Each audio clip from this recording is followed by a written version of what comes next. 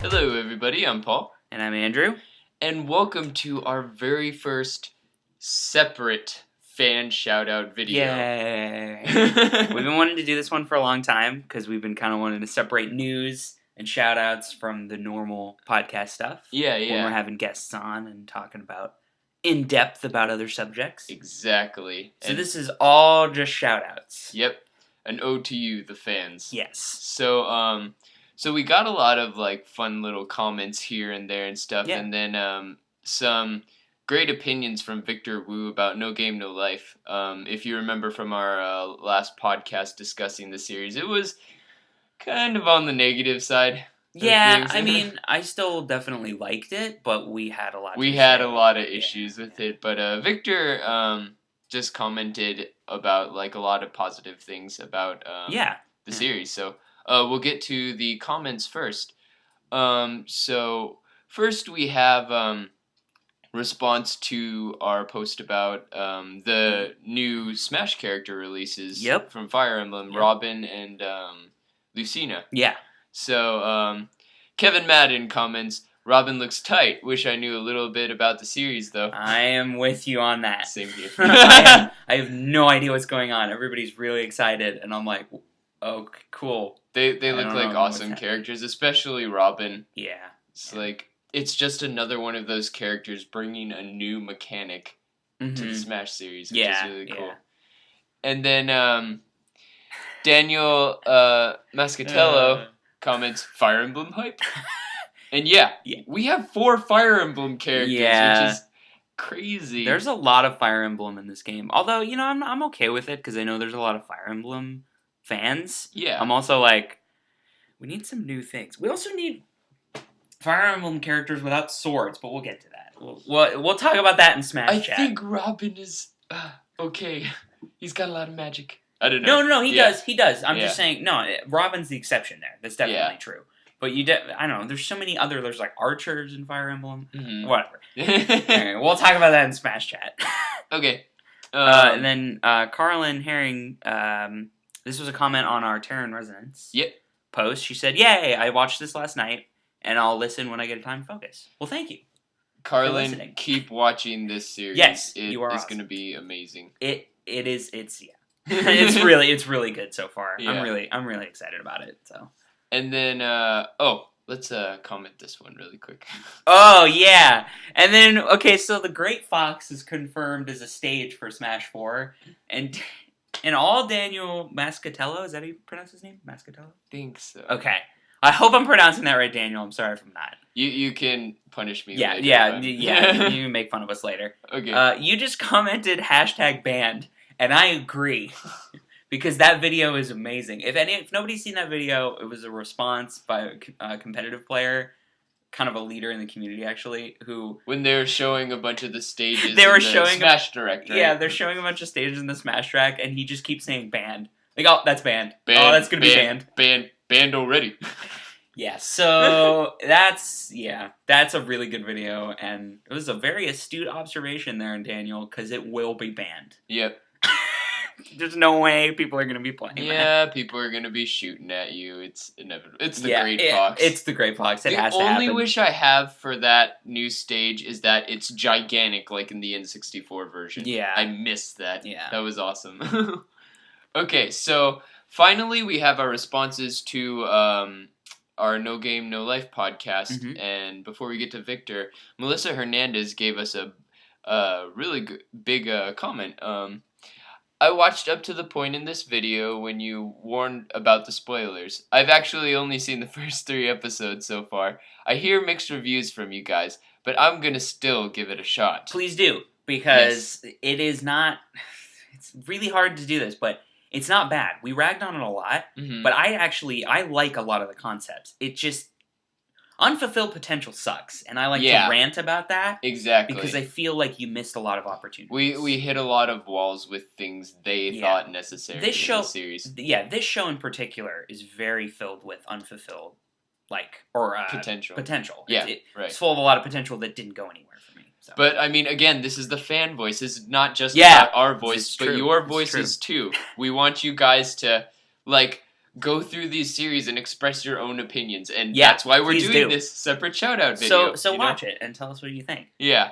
Continuing her comment, I love quirky, neat characters. Mm-hmm. Reminds me of Princess Jellyfish, which is really cute, and you guys should check it out if you haven't yet.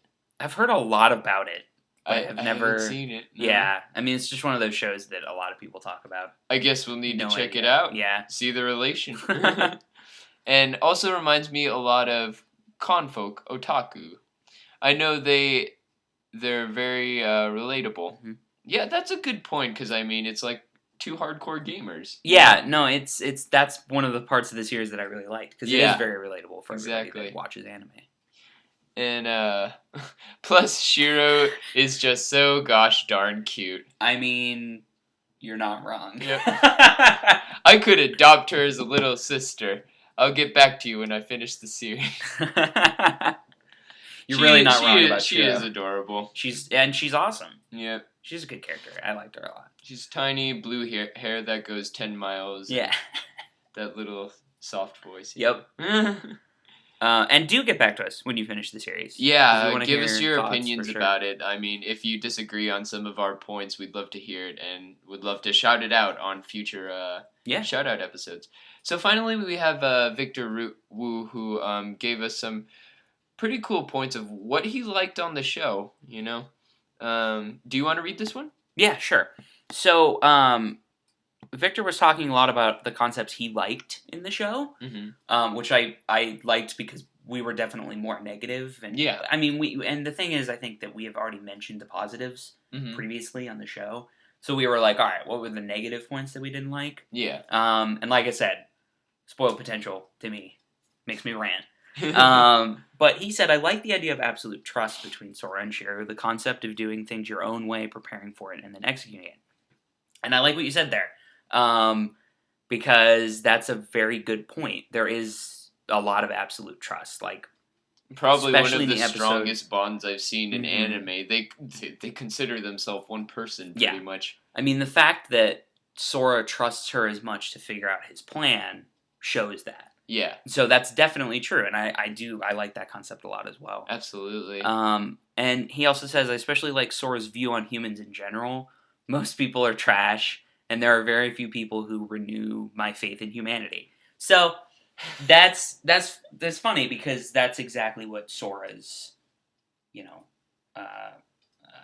mindset is about the real world, and that's very interesting that he's very cynical about that real world. I feel like a lot of people who watch this show could kind of agree, just in general, our interests in anime and stuff push us out of the social norm sometimes. No, that's definitely true. I just wish they would have, gone into that a little bit more. Yeah. I felt like they started to kind of ignore it and go... Yeah. Yeah. It was kind of pushed out really early, but that concept is really cool. Yeah, and I mean, I do like the fact that he's very cynical, but I'm also going to go ahead and say right now that would get really old really fast. Yeah. So maybe that's why they didn't dwell on it too much. I don't know. That could be it. I find the concept of the laws of discord intriguing, since it evens the playing field between warring species. What is the laws of? Oh, the laws of discord are the laws, like the 11 laws. Okay, right. And how intellectual ingenuity can turn the tides in your favor. So yeah, I totally agree. That's why.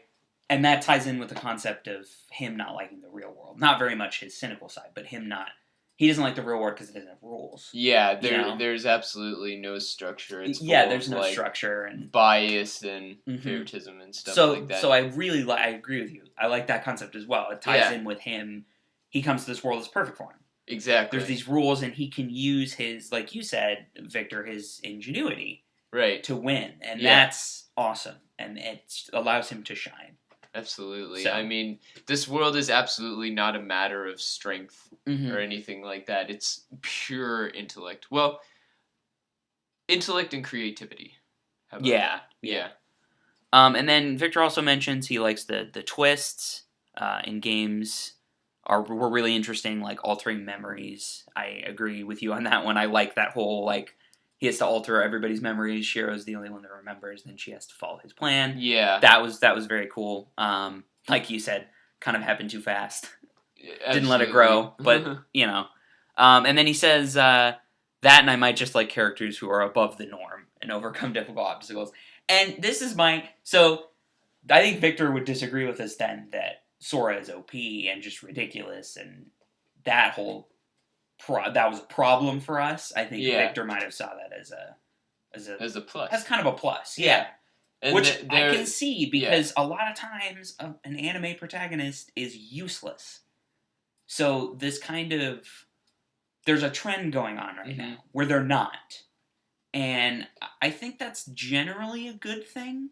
Like, you know, Naruto, Bleach, One Piece all started out with them generally being useless and having to, like, work to get somewhere. Mm-hmm. And I think that trend is now turning into they are the best. They are really good. Right. And, I mean, I think there's a whole huge amount of the audience who favors that character. I mean, I'd say that's a, what is it? Like a character favoritism tool in any narrative that could be utilized. There's just a huge market out there who he's a cut above the rest. That's why we should like him. Yeah, kind of ideals, you know. And I can appreciate it. I just didn't like it very much in this series. I thought he was just ridiculous and could never lose, and you know that whole thing. Yeah. So I was not. But you know, into that. That's why he's going to become king. Yeah, that's very true. And once again, that's what makes it interesting too. Yeah, because if he wasn't that way, this story would not be. I don't know. Maybe it wouldn't be as interesting. Yeah. Seeing how Sora get like tossed around and stuff. And how his plans unravel before you. That could be very interesting for the viewer as well. Mm-hmm. So yeah. So very good points, Victor. Thank you for all that. Thank you for that. Awesome feedback. We're looking forward to everyone's feedback in the future because this has all been great. You know. Yeah. So we're gonna be doing more of these videos in the future. So shout it out. Keep commenting, and we'll keep shouting out. Yeah, definitely. And tell us what you guys think about it. Yeah. So, all right. Well, I guess we'll see you guys next time. We have several places you can reach us. Yes, for your future commenting purposes and for stuff. Your feedback. Yeah. So we have Twitter at Fanvoice Podcast. Facebook.com/TheFanvoice Podcast. YouTube.com/TheFanvoice Podcast. Our email, fan@thefanvoice.com. And we have a contact page on thefanvoice.com you can use as well. And that will reach our email and our system and our website. Yep. So, we will see you guys next time. Thanks again. All right, see you later. Later.